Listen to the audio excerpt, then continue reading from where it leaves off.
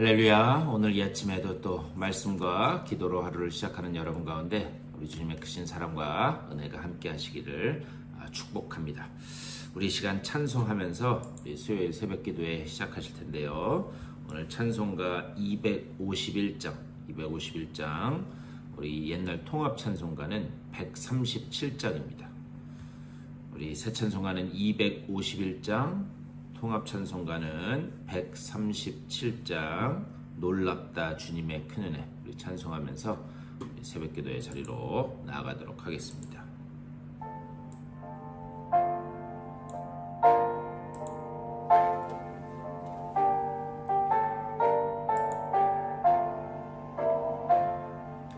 놀랍다 주님의 큰 은혜, 우리의 죄를 속하시려 갈보리 십자가 위에서 어린 양보를 흘렸네. 주의 은혜 우리의 죄를 다 씻었네. 주의 은혜 우리의 죄를 다 씻었네. 죄악은 성난 파도같이 우리 영혼을 위협하나 헤아릴 수 없는 주네. 십자가에서 보이셨네. 주의 은혜 우리의 죄를 다 씻었네. 주의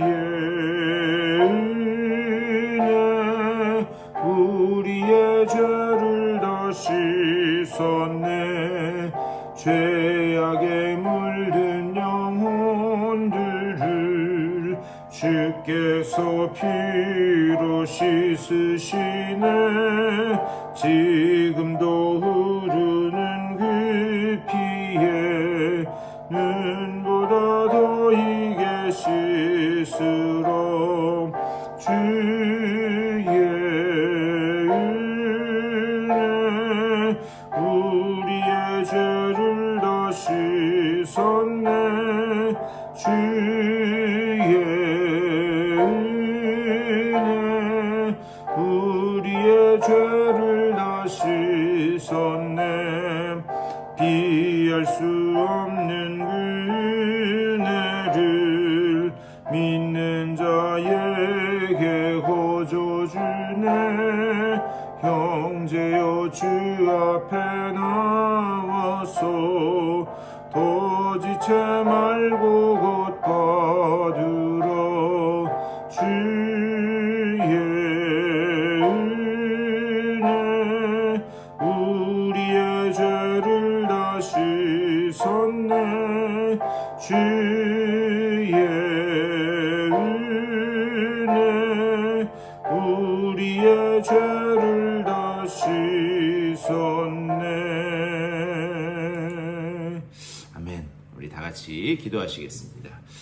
주님의 은혜를 감사드립니다. 오늘도 귀한 날 허락하여 주셔서 주님의 은혜 안에 시작하게 하시니 감사를 드립니다.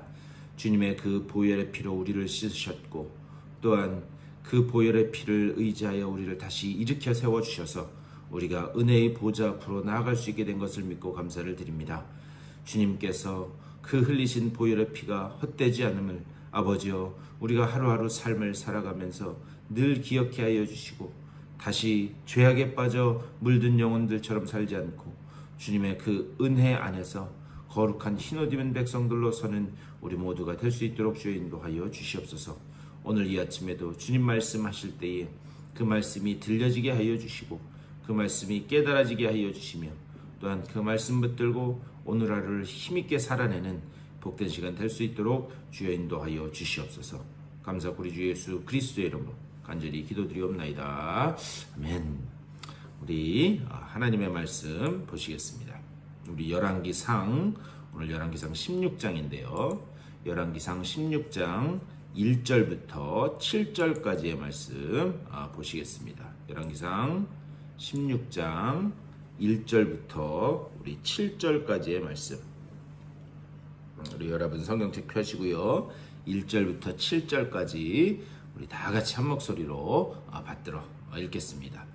여호와의 말씀이 하나님의 아들 예후에게 임하여 바하사를 꾸짖어 이르시되 내가 너를 티끌에서 들어 내 백성 이스라엘 위에 주권자가 되게 하였거늘 내가 여로보암의 길로 행하며 내 백성 이스라엘에게 범죄하게 하여 그들의 죄로 나를 노엽게 하였은즉 내가 너 바하사와 네 집을 쓸어버려 네 집이 느밧의 아들 여로보암의 집같이 되게 하리니 바하사에게 속한 자가 성읍에서 죽은즉 개가 먹고 그에게 속한 자가 들에서 죽은즉 공중의 새가 먹으리라 하셨더라. 바하사의 남은 사적과 행한 모든 일과 권세는 이스라엘 왕 역대 지략에 기록되지 아니하였느냐. 바하사가 그의 조상들과 함께 잠에 디르사에 장사되고 그의 아들 엘라가 대신하여 왕이 되니라. 여호와의 말씀이 하나니의 아들 선지자 예후에게도 임하사 바하사와 그의 집을 꾸짖으심은 그가 여로보암의 집과 같이 여호와 보시기에 모든 악을 행하며 그의 손의 행위로 여호와를 노엽게 하였음이며 또 그의 집을 쳤음이더라. 아멘. 오늘 또 이 말씀 가지고 말씀 나누도록 하겠습니다. 우리 오늘 16장 앞부분만 읽었는데요. 이 16장에는 총 4명의 왕의 이름이 등장합니다. 물론 우리가 지금 읽은 본문은 바하사에 관한 그런 이야기지만 바하사는 우리 어제 말씀에서 봤기 때문에 그 바하사를 제하고 4명의 왕의 이름이 등장합니다. 엘라, 시므리, 그리고 오므리, 그리고 또 여러분이 잘 아시는 아합까지 4명의 왕이 등장을 합니다. 이 4명, 오늘은 특별히 이 4명의 왕의 어떤 세세한 그런 그 기록을 보기보다는 그 왕들의 전체의 모습 속에서 하나님이 우리에게 하시고자 하는 그 말씀은 무엇인가, 그것을 좀 봤으면 좋겠습니다. 그러니까 오늘 제 말씀을 들으신 후에 오늘 여러분 꼭 시간 내서 16장 전체를 한번 다시 읽어보셨으면 좋겠어요. 그래서 제가 드린 말씀에 그 초점을 가지고 오늘 말씀을 읽으시면 그 말씀 속에서도 하나님께서 여러분들에게 주시는 말씀이 있으리라 믿습니다. 사실 16장에 기록된 이 왕들의 모습을 보면 앞에 등장한 그런 왕들과 크게 다르지 않다라는 것을 볼 수 있습니다. 솔로몬으로부터 시작된 그 우상의 악의 뿌리가 점점 깊어지는 그런 모습을 기록하고 있습니다. 이것은 뭐 남유다가 됐든 북이스라엘이 됐든 둘 다 똑같다, 그런 차원에서 지금 말씀하고 있는 거예요. 사실 어느 한쪽이 망해가면, 여러분 한번 가만히 생각해 보셨으면 좋겠어요. 남유다가 망해가면 반대쪽인 북이스라엘, 혹은 북이스라엘이 망해가면 그 반대쪽인 남유다는 무언가 깨닫고 하나님 앞에 돌아왔어야만 했습니다. 하지만 서로 간에, 피차 간에 아무것도 배우고 있지 못하다라고 하는데 이 두 나라의 문제점이 있습니다. 그런데 오늘 이 아까 4명의 왕이 나온다라고 그렇게 말씀드렸는데요. 이 4명의 왕의 그 삶들을 하나하나 보면 일정한 패턴이 있는 것을 볼 수 있습니다. 뭐냐? 배반, 영모, 암살. 이 4명의 왕의 그 삶을 이렇게 한번 보세요. 배반, 영모, 암살. 그 일정한 패턴이 계속해서 나타납니다. 왜 이런 삶이 그들의 삶 가운데 일어날 수밖에 없었는가? 결국 그 속에는 우상이 자리 잡고 있었기 때문이다. 우상이 만연하기 때문에 인간의 탐욕이 들어가게 되고, 그리고 어떤 창조적인 생명의 냄새가 나는 것이 아니라 계속해서 죽음의 그림자가 드리우고 죽음의 냄새가 계속해서 날 수밖에 없었다. 그래서 배반, 영모, 암살, 그 죽음의 냄새가 계속 드리울 수밖에 없었습니다. 결국 이런 왕들의 그런 뜨거워지는 그런 모습을 보면서 백성들은 그 마음 한켠에 자연스럽게 이런 생각으로 귀결될 수밖에 없었습니다. 그래, 이런 혼란스러운 배반과 역모와 암살이 일어나는 이런 그 왕들의 삶 속에서 우리에게 진정한 평화를 줄 그 진정한 평화의 왕은 언제 오시게 되는가? 당연히 이 자연스럽게 이런 그 정치적인 상황과 종교적인 상황은 메시아 사상으로밖에 발전할 수밖에 메시아 사상으로 발전할 수밖에 없었다.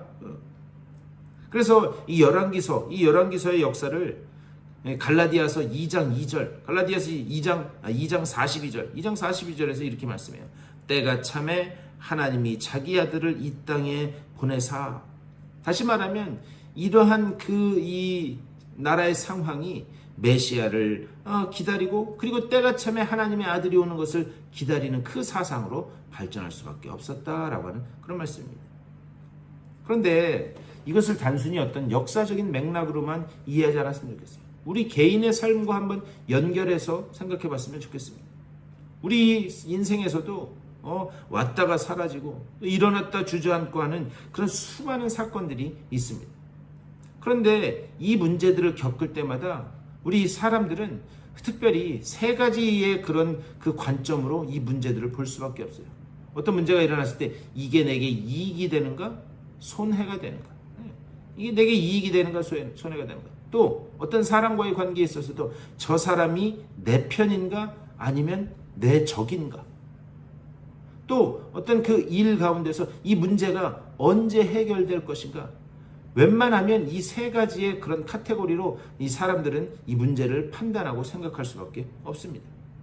그런데 그런 쪽으로 생각이 모아지게 되면 지금 내게 일어나는 이 사건들을 통해서 하나님이 나를 향해서 가지고 계신 그 뜻, 그 계획, 그 본질을 놓치기가 쉽다라고 하는 그런 말씀입니다. 하나님은요, 사실 이게 이익이 되냐 아니냐, 또 아니면 이게 네 편이나 내 편이냐, 하나님은 거기에 관심이 있지 않으십니다. 대신에 그 문제들을 통해서 그 문제들에 부딪히고 부딪히고 전전긍긍하고 또 그것을 그 가운데서 하나하나 해결해 나가게 하시면서 하나님이 가지고 계신 그 뜻은 무엇인가 계속해서 십자가 앞으로 나아가도록, 그 문제를 통해서 우리가 십자가 앞으로 나아가도록 하나님 그렇게 하시는 거예요. 하나님의 긍휼과 자비를 구하는 그 자리로 우리를 계속해서 밀어 넣으신다라고 하는 사실, 그게 하나님의 우리를 향한 뜻이다. 그런데 오늘 본문 16절, 이 16장, 이 왕들의 역사는 한 절 한 절 살펴볼 필요도 없습니다. 다 똑같아요. 배반이 일어나고 우상숭배가 일어나고 결국 이 왕들에 대해서 하나하나 기록될 때마다 일관되게 나오는 표현이 무엇인가? 어제도 말씀드렸지만 여로보암의 길로 행하여, 여로보암의 길로 행하여. 왜 그런가? 이 죄악이 하루아침에 만들어진 것이 아니다라고 하는 거예요. 그것이 다 답습이 되고 그리고 그것이 문화가 되어서 결국에는 그게 그 나라의 전통으로까지 이어집니다. 여러분, 어떤 한 일이 그 나라의 전통으로 이어지게 되면 그게 왜 문제가 되는가? 그 공동체 안에 들어간 사람은 이것이 죄인지 아닌지 그 기준이 모호해지는 그런 결과를 낳기 때문입니다. 그래서 여로보암의 길로 그 표현이 계속해서 등장하는 거예요. 그러다가 결정적으로 바사, 엘라, 시므리, 오므리, 또 아합, 이 시대에 와서는 그런 반복된 그 죄악이 어떠한 결말로 끝나게 되는가? 16장 제일 끝에 34절에서 이렇게 말씀합니다. 그 시대에 베델 사람 히엘이 여리고를 건축하였는데 그가 터를 쌓을 때에 맏아들 아비람을 잃었고 그 성문을 세울 때에 막내 아들 수굽을 잃었으니 여호와께서 눈의 아들 여호수아를 통하여 하신 말씀과 같이 되었더라. 여호수아를 통해서 하신 그 말씀대로 되었다. 무슨 말인가? 이 아합 때 여리고성을 다시 재건하는 일이 벌어집니다. 근데 여러분 아시는 것처럼 여리고성은 어떤 성이었는가? 이스라엘 백성이, 광야를 통과한 이스라엘 백성이 가나안 땅에 들어와서 가장 먼저 전투를 치른 것이 바로 여리고성 전투였습니다. 그런데 여러분, 여리고성이 어떻게 무너졌죠? 여리고성, 이스라엘 백성이 한 것은 아무것도 없어요. 그냥 일주일에 한 바퀴씩 성을 돌다가 마지막 날에 성을 둘러싸서 그냥 와 하고 소리 한번 지르자 그 성이 와르르 무너졌다. 그렇게 기록하고 있습니다. 결국 그 여리고성 전투는 무엇을 나타내는 건가? 하나님의 권능 그리고 하나님의 은혜로 얻게 된 성이다. 하나님은 이 가나안 땅에 들어간 이스라엘 백성에게 왜 이 여리고성 전투를 가장 먼저 치르게 하셨는가? 이제부터 너희가 살 이 가나안 땅은 힘과 세력과 어떤 크기로 얻는 땅이 아니다. 이 땅은 온전히 내게 순종할 때만, 그리고 내 권능과 은혜를 믿고 의지할 때에만 살 수 있는, 승리할 수 있는 땅이다. 그것을 하나님께서 이 여리고성 전투를 통하여 보여주시게 한 거예요. 그리고 이 여리고성을 함락한 후에 하나님이 여호수아를 통해서 주시는 말씀이 있습니다. 그게 여호수아 6장 26절의 말씀이에요. 여호수아가 그때 맹세하여 이르되 누구든지 일어나서 이 여리고성을 건축하는 자는 여호와 앞에서 저주를 받을 것이라. 그 기초를 쌓을 때에 그의 맏아들을 잃을 것이요 그 문을 세울 때에 그의 막내 아들을 잃으리라. 근데 오늘 본문 16장 34절 여기를 보면 아합이 여리고성을 다시 건축했다. 그렇다면 여리고성을 왜 다시 건축했는가? 그 목적이 중요해요. 이것은 가나안 땅의 그 찬란했던 종교의 부활을, 찬란했던 가나안 땅의 그 우상 숭배의 그 문화를 부활시키기 위해서였어요. 온갖 우상을 숭배하던 그 종교를 부흥시킴으로 인해서 자기 나라를 더욱더 부강하게 하고자 하는 그런 목적이 있었습니다. 이미 이때는 하나님도 그냥 여러 잡신들 중에 하나로 여겨지는 그만큼 타락한 사회가 아합 때였다. 그래서 이 히엘이라는 사람이 이 아합 왕으로부터 명령을 받았겠죠. 책임을 지고 여리고성을 재건합니다. 그런데 그때 어떻게 되는가? 여호수아의 예언대로 터를 쌓을 때에 맏아들 아비람이 죽었다. 그리고 성문을 세울 때에 막내 아들 수굽이 죽었다. 이렇게 말씀하고 있어요. 그런데 여기서 터를 세울 때에 라고 하는 말은 뭐냐면 이제 공사를 시작할 때에 라고 하는 말이에요. 그런데 공사를 시작할 때에 맏아들 아비람이 죽었어요. 그렇다면 어떻게 했었어야 맞는가? 여호수아를 통해서 예언된 그 말씀대로 그렇게 되었다면 그때 공사를 멈추는 것이 맞았습니다. 그런데 그렇게 하지 않고 성문을 세우는 즉 공사의 마무리 단계까지 가게 된 거예요. 결국 이때는 뭐냐? 하나님의 말씀이 전혀 무시된 그런 시대였다. 그것을 볼 수 있습니다. 제가 열왕기서 말씀 시작하면서 그때 한번 말씀드렸었어요. 이 열왕기서는 포로기 때에 기록된 말씀이다. 포로로 끌려간 이스라엘 백성들, 그들은 자신들의 그 고통을 보면서 결국에는 그들은 무엇으로 돌아가야 되는지를 깨닫게 됩니다. 우리가 하나님의 말씀에 떠나 있었구나. 우리가 하나님께 불순종했구나. 그래서 그들은 그때서야 포로에 잡혀가서야 하나님의 말씀을 배우기 시작합니다. 그리고 70년이라고 하는 기간이 차서 다시 예루살렘 땅으로 돌아왔을 때에 그들이 가장 먼저 한 것은 무엇인가? 수문 앞 광장에 모여서 하나님의 말씀을 듣는 것이었어요. 하루에 6시간씩 아무것도 하지 않고 그냥 하나님의 말씀을 듣기만 합니다. 그때 눈물이 터지고 회개가 터지고 진정한 부흥이 그 이스라엘 땅에 임하는 것을 볼 수 있습니다. 결국 인간의 모든 문제는 어디인가? 내가 하나님 말씀 앞에 온전히 서 있는가 아닌가? 아니면은 내가 십자가의 예수를 만났는가 만나지 못했는가? 거기에서 갈려진다. 이렇게 말씀드릴 수 있어요. 우리 신앙생활, 우리 인생의 싸움이 바로 그거라는 거예요. 내가 십자가의 예수를 만났는가 만나지 못했는가? 내가 하나님의 말씀 앞에 온전히 서 있는가 그러지 못한가? 하나님은 이 문제들을 통해서 우리에게 원하시는 것은 무엇인가? 다시 말씀 앞으로, 다시 십자가 앞으로 돌아가게 하는 것이 하나님의 목적인 줄 믿습니다. 오늘 이 아침에도 말씀을 붙들고 기억하면서 기도하실 때에 오직 그 문제들 가운데서도 우리를 포기하지 않고 우리를 끝까지 붙들고 계시는 그 하나님의 놀라운 은혜, 특별히 그 말씀 앞으로, 십자가 앞으로 이끌어 가시는 그 하나님의 은혜와 사랑 앞에 다시 한번 엎드리는 그런 결단이 있는 복된 아침 되실 수 있게 되기를 주님의 이름으로 간절히 축원합니다. 우리 말씀을 생각하면서 우리 교회와 주변에 아픈 분들을 위해서 여러분들의 개인적인 그런 기도의 제목들을 놓고 기도하신 후에 여러분들의 삶의 자리로 돌아가시도록 하겠습니다. 우리 다 같이 한 목소리로 기도하며 나아가겠습니다. 우리 주님의 크신 사랑과 은혜를 감사드립니다. 아버지, 오늘 이 아침에도 말씀으로 기도로 하루를 시작하게 하시니 감사를 드립니다. 아버지요, 우리가 오직 주님의 말씀에 사로잡혀 하나님 기뻐하시는 그 은혜로만 나아가는 우리 모두가 될 수 있도록 주여 인도하여 주시옵소서. 다시 말씀 앞으로 십자가 앞으로 돌아가는 우리들이 되게 하여 주시고, 아버지여, 이 모든 문제들을 통하여 하나님께서 우리에게 원하시는 것이 무엇인지를 바로 깨달아 아버지여, 두 손 들고 천부의 의지 없어서 손 들고 갑니다. 주님 앞으로 다시 나아가는, 십자가 앞으로 돌아 나아가는 우리 모두가 될 수 있도록 인도하여 주시옵소서. 특별히 주여, 아버지, 정말 주님께서 이 말씀의 선포를 위하여 우리 교회를 아버지 그곳에 세워주시고, 아버지 정말 그곳에서 주의 말씀이 증거되게 하신 줄 믿고 감사를 드립니다. 머리 대신 그 주님만을 붙잡고 바라보며 아버지 정말 우리 모든 성도들이 한마음 한뜻 이고 맡겨주신 사명들을 기쁨으로 감당하는 주의 복된 백성들로, 복된 일꾼들로 설 수 있도록 주의 인도하여 주시옵소서. 특별히 육체의 질병으로 인하여 고통받고 있는 아버지 주님의 귀한 백성들이 있습니다. 아버지 그들 한 분 한 분 찾아가시고 주님께서 베풀어 주시는 그 치유의 광선을 비춰주시사 주님 주시는 은혜로 다시 일어서는 귀한 역사가 나타날 수 있도록 주의 인도하여 주시옵소서. 하나님이 회복케 하시고 세우시고 살리심을 맛보게 하여 주시옵소서.